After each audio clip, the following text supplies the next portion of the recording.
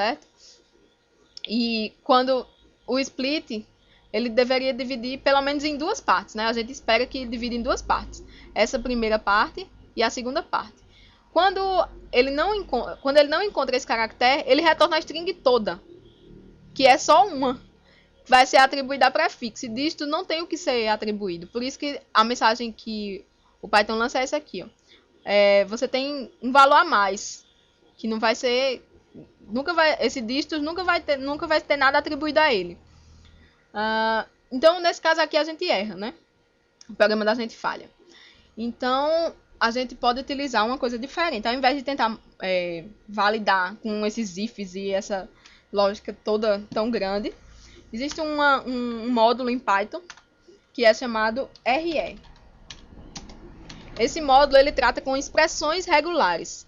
Expressões regulares servem exatamente para você ter essas situações. Se você tem uma string que ela bate com aquela expressão, certo? Isso aqui é como se fosse uma expressão regular, é uma máscara. Então, se você tem uma string que vai bater com essa máscara, certo? Então, você já pode verificar se ela está dentro dos padrões ou não, certo? Eu vou dar um pequeno exemplo aqui, que é o seguinte.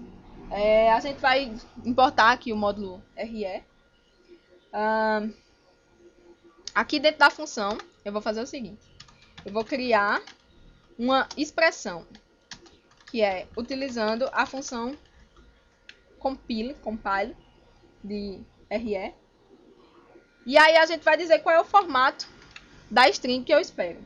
Olha só, eu quero que sejam dígitos, certo? Então eu boto /D. E que sejam 3 dígitos.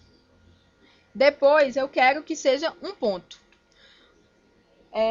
Eu preciso utilizar essa barra aqui antes do ponto, porque o ponto tem um significado especial para esse módulo RE, certo? De expressões regulares. Então, eu coloco essa barra, que é o chamado caractere de escape. Quando a gente quer utilizar a barra N, se a gente quiser, por exemplo, imprimir um barra N no string, eu preciso colocar barra N, né? Então, aqui no caso de usar um ponto, eu preciso colocar barra ponto. E isso vai representar o caractere de ponto para essa expressão regular. E aí, depois disso, tem o quê? Eu tenho mais 3 dígitos, né? Depois eu tenho outro ponto e mais 3 dígitos. Esse 3 entre chaves quer dizer o número de repetições daquele dígito. Então, eu vou dizer, ó, eu tenho 3 dígitos, depois eu tenho um ponto, depois eu tenho mais 3 dígitos, outro ponto e mais 3 dígitos. E no final, aí eu digo assim, ó, agora eu tenho um hífen. E por último, eu tenho 2 dígitos. Isso aqui representa essa máscara, exatamente essa máscara. Eu estou mandando a função de expressão regular, compila isso aí, entenda isso aí. Depois disso, a gente vai fazer o seguinte.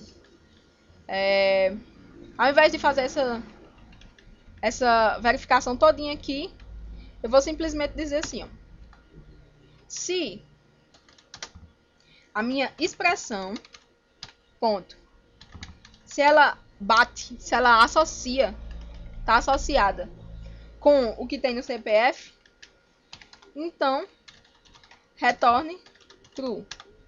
Caso contrário, retorne false, certo? Isso aqui vai ser minha função agora. Eu vou salvar e vou executar. Vamos lá. Eu vou colocar aquela exatamente do jeito que a gente tinha botado antes.